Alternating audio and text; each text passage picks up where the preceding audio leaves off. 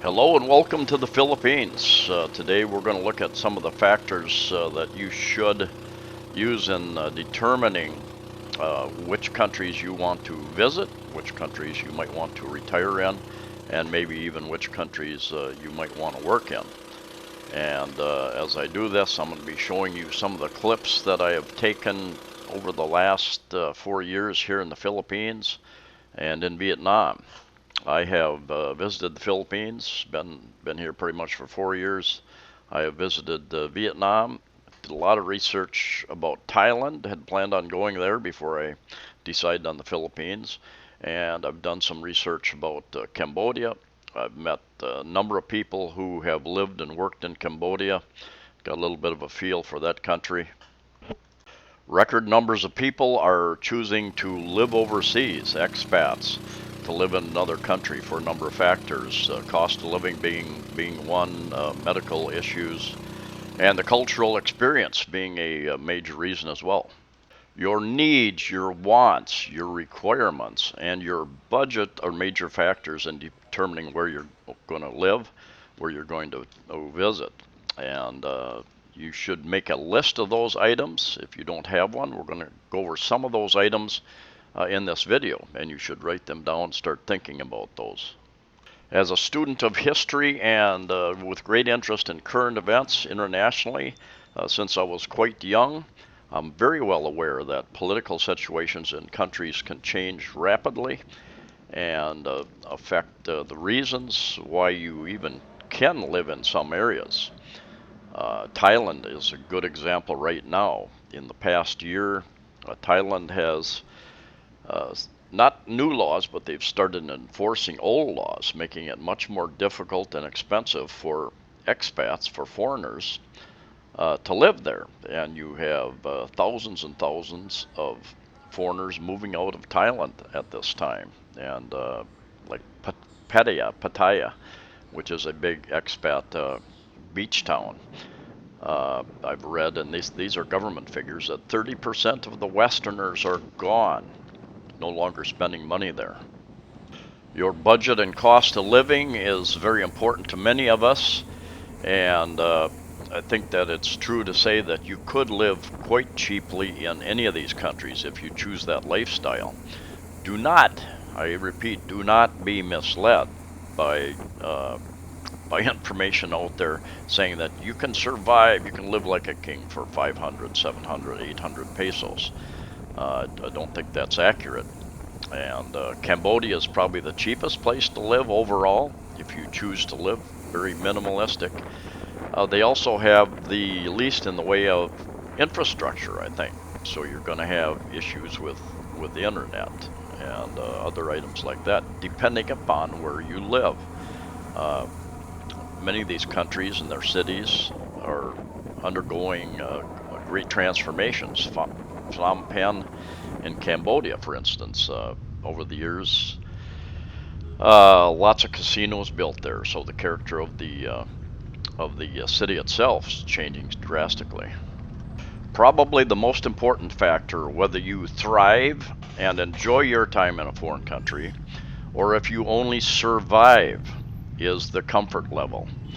Are you comfortable with the culture, with the food, with the language, communication with the people?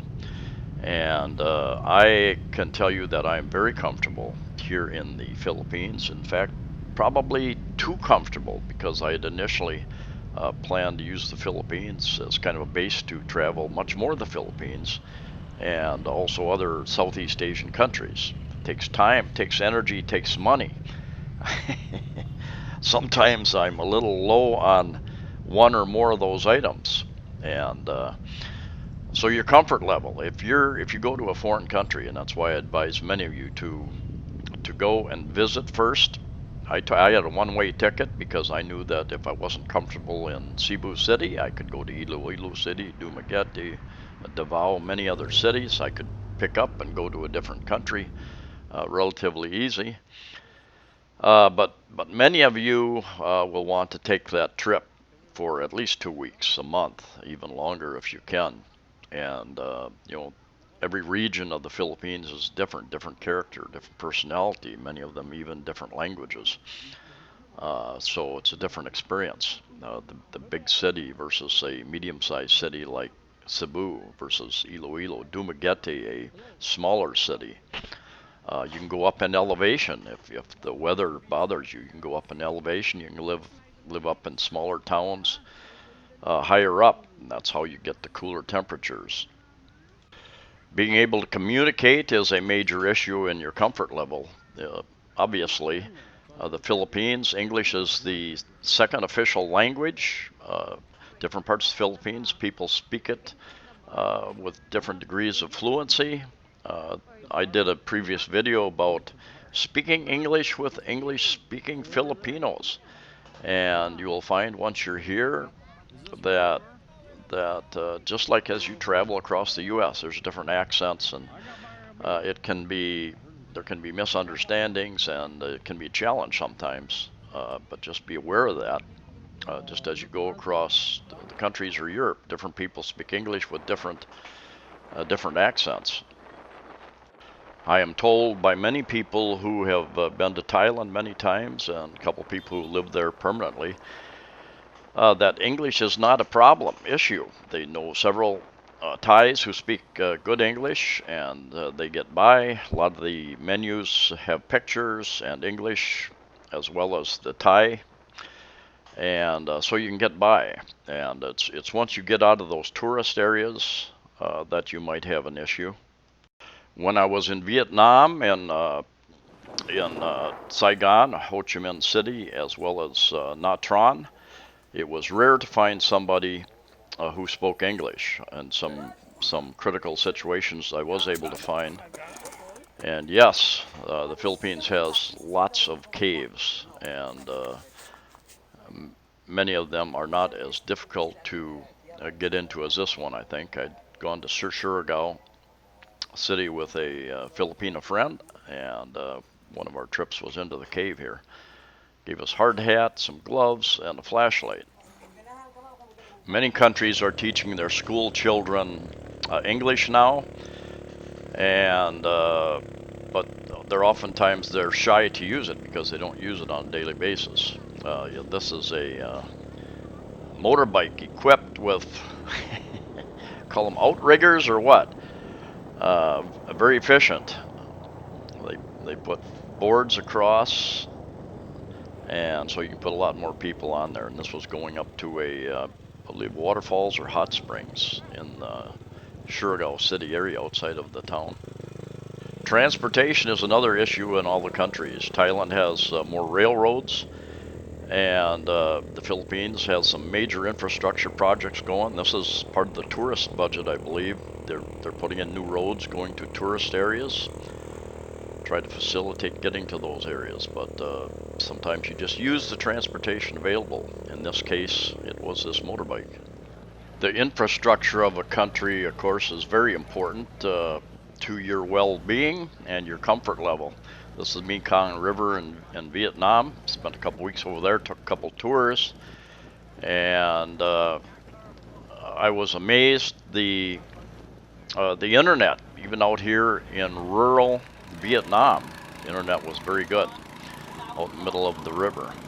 And pretty much any place I went, I had good internet. So I think you'll find good internet in all of these countries depending upon where you're at. Depending upon where you're at.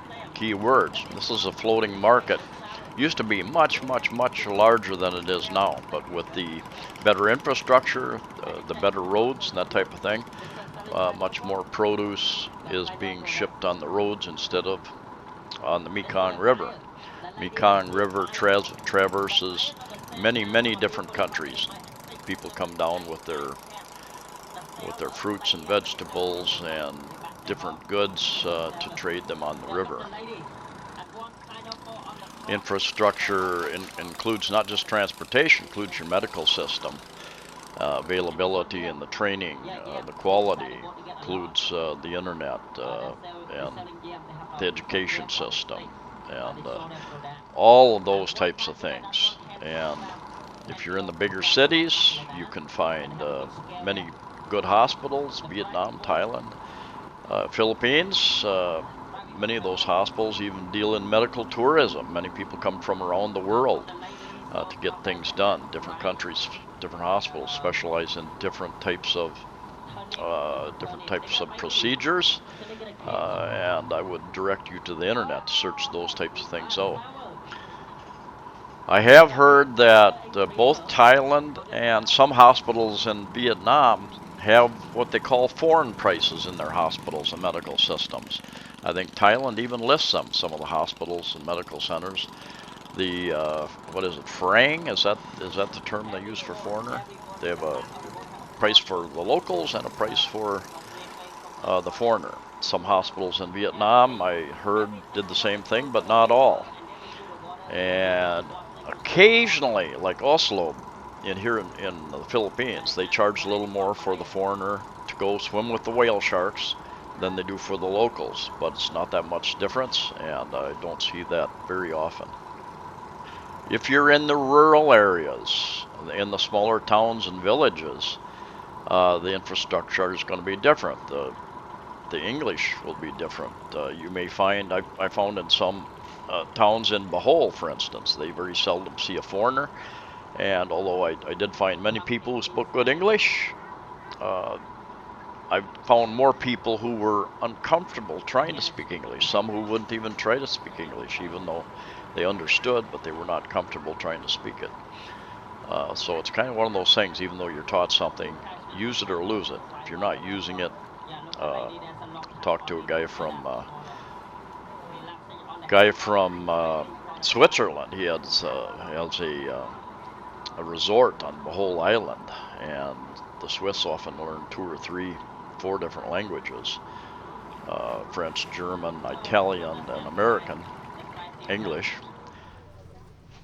And he told me that he did had a lot of clients, visitors from Germany, spoke German, English very well, but he had lost his French because he didn't use it. And this is Saigon, now called Ho Chi Minh City. My overall opinion of being there is that Vietnam is, in compared to the Philippines, it is cleaner, it is quieter. They enforce noise laws there, like most countries do. It is a little cleaner, yeah, cleaner, quieter, better infrastructure. The major issue is the language issue. And I am not complaining, I'm just describing the way it is. And lots and lots of motorbikes here, and interesting to get around the city. Very big city, Saigon, Ho Chi Minh City. And this area wasn't that clean. Needs some cleaning up. But the Philippines, for the last few years, number of years, has been on a infrastructure building program, and they've got a build program continuing. And even in here in Cebu City, I see many projects being undertaken, new drainage system being put in, fiber being laid in the streets, and so the faster speed internet,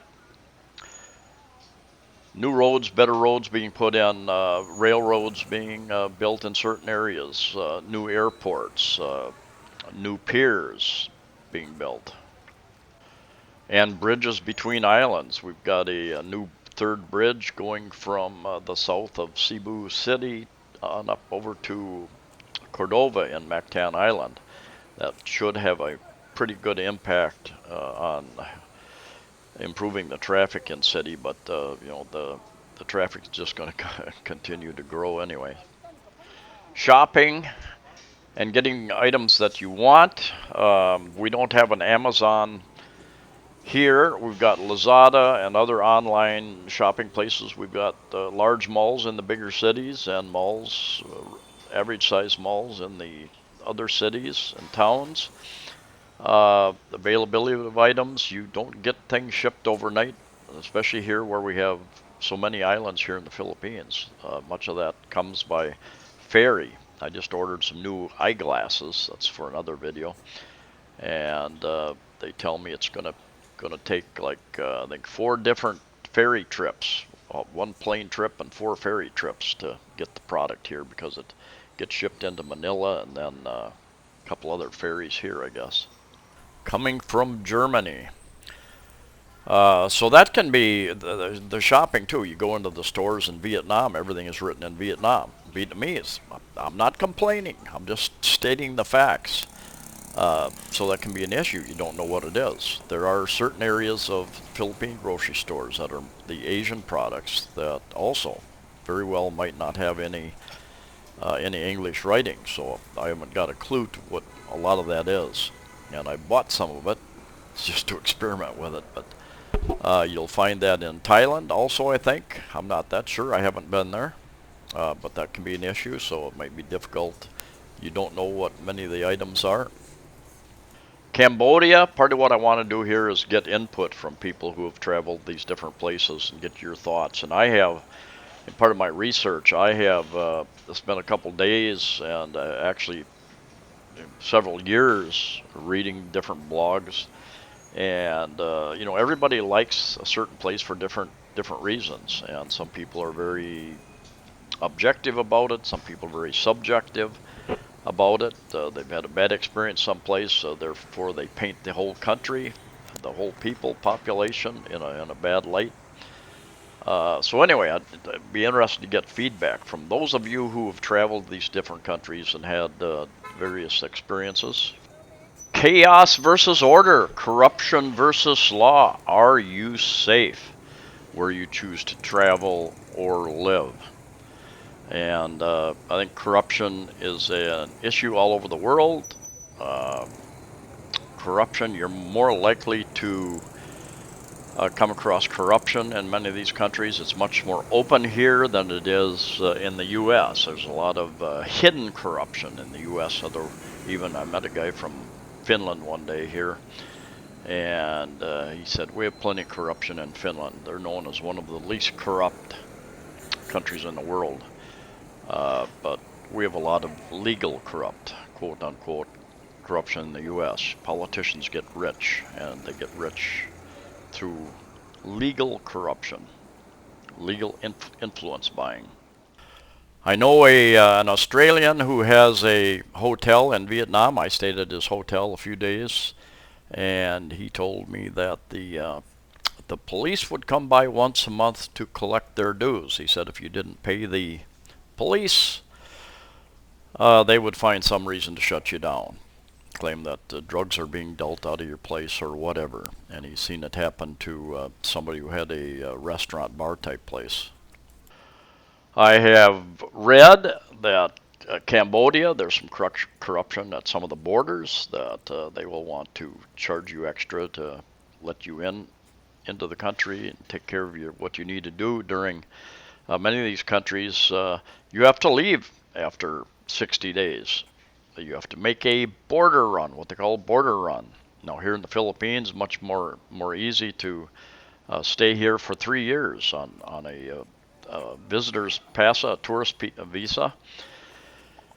But many countries have limitations. You have to leave after 60 days or 90 days.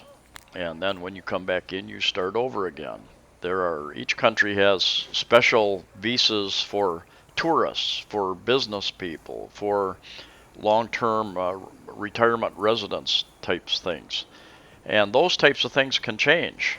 They can change tomorrow. They can become easier or more difficult, more expensive to achieve. So maybe I'll do a video on that someday. Corruption in the Philippines is much more open than you would normally see in some Western countries. I've heard of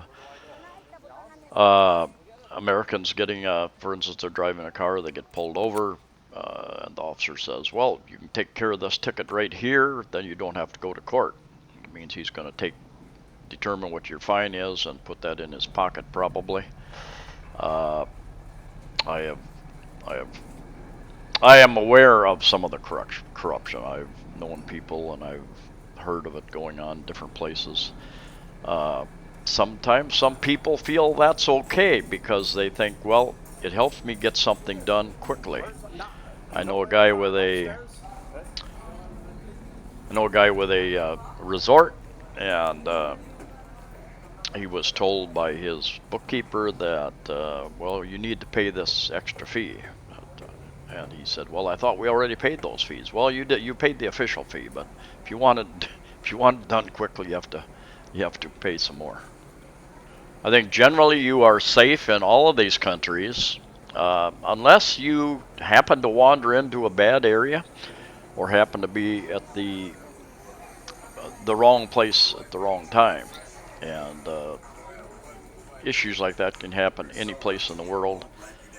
And you just have to try to be aware, try to be on your guard, try to protect your belongings. I'll do another video about security, how to secure your money and your valuables, those types of things.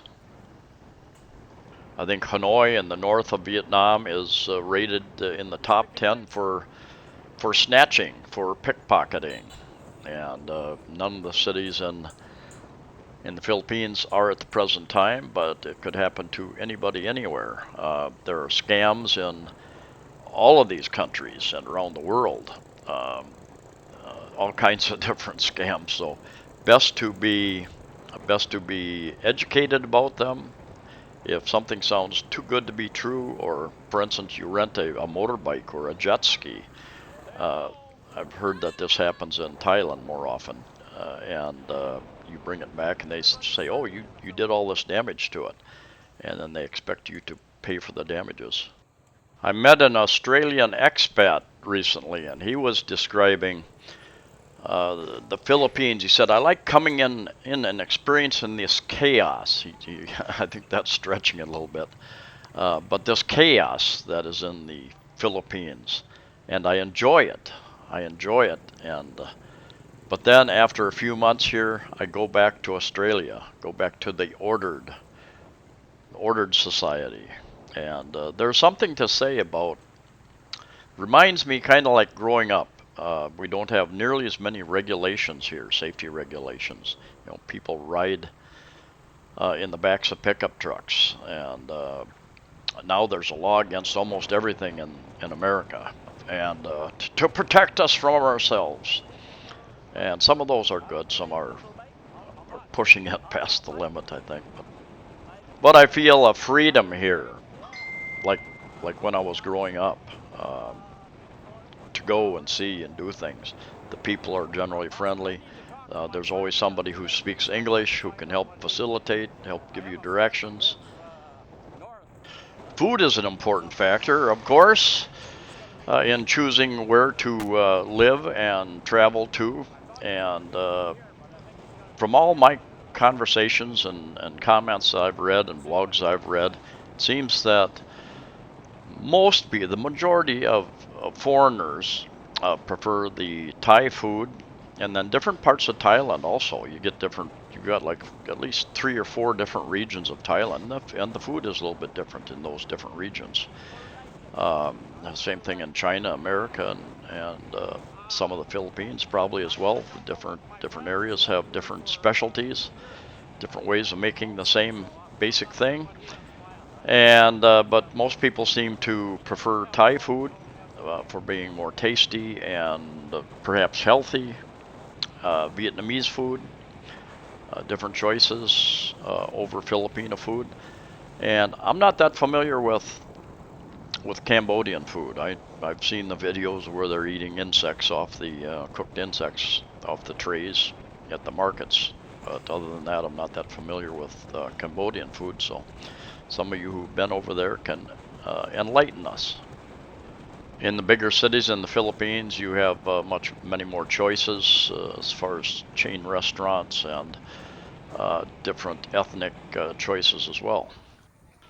Things to do. Would be a shame to fly halfway around the world and be bored most of the time you're there. Of course, if you're on a very limited budget, you're going to have to find things that don't cost a lot of money to do. I know that in the Philippines, there are so many islands, and I know there are people who get bored. I know one guy says, once you've seen one Filipino town, you've seen them all. Well, I disagree with that.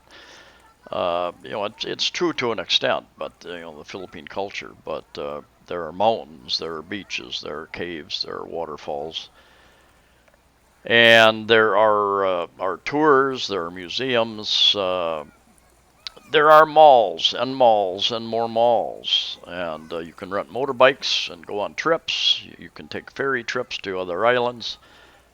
If you're strictly a bar person looking for that bar scene, uh, Thailand probably has it big time over the Philippines.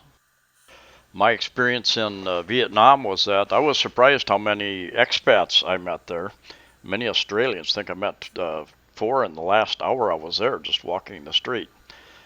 And anyway, you can dive, you can swim.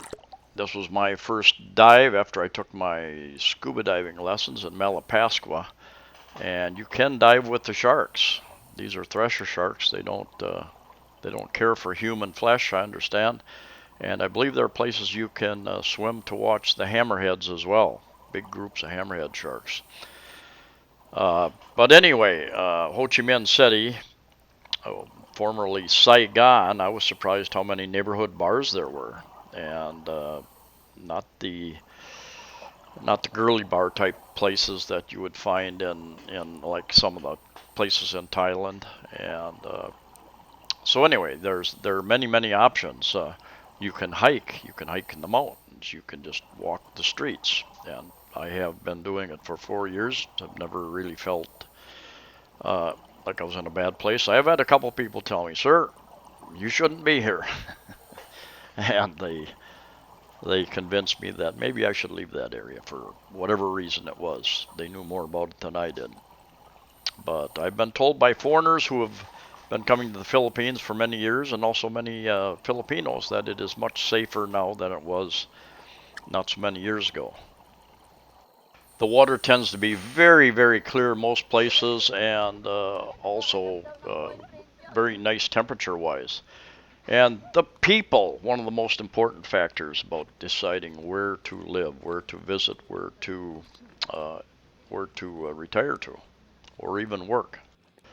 My experience with the more majority of Filipinos is that they are genuinely friendly and helpful people. And one of the keys to experiencing that is to smile. Smiles go a long way here or any place in the world, and greet them. Good morning, good afternoon, whatever. And I 99% of the time I get a smile and a greeting back. And people are willing to stop and talk to me. But you're the foreigner. They don't know anything about you as you're coming towards them, if you're walking or wherever. So if you greet them, if you smile, you break that barrier. And that's part of the condition all over the world. Some people find that a little odd in some countries. There are many more countries to visit, to tour, to retire to work in than the four that I've listed here in Southeast Asia. Each one has its advantages and disadvantages. Each one of you has their different requirements and needs and wants. So you really have to determine it. It's important to uh, sit down and write. Well, you don't have to sit down. You can stand up if you want, but to write down and start listing the things that are important to you. And you can watch all the videos, you can read all the books, but firsthand experience really is the most important to visit those countries, to narrow it down and visit those countries. From what I understand, it seems like the Philippines is one of the easier countries to come into, to enter, to stay longer term, and than some of the others. Everything is subject to change, so that could change in the future, but it could become more difficult or more expensive. So you should always have a plan B too. Philippines likes festivals, so this was during the Sinulog Festival down by Mango Square in Cebu City, and they've changed this area quite a bit. Used to be a lot of bars down here. Now there are a few bars down here. Anyway, those are my thoughts on these countries, some of the factors that one should consider in choosing, and we each have our own comfort level. So consider your requirements. And anyway, well, thank you for watching. Please like the video. Please share the video. Please subscribe. Safe travels to you all wherever you're at, and I'll see you next time.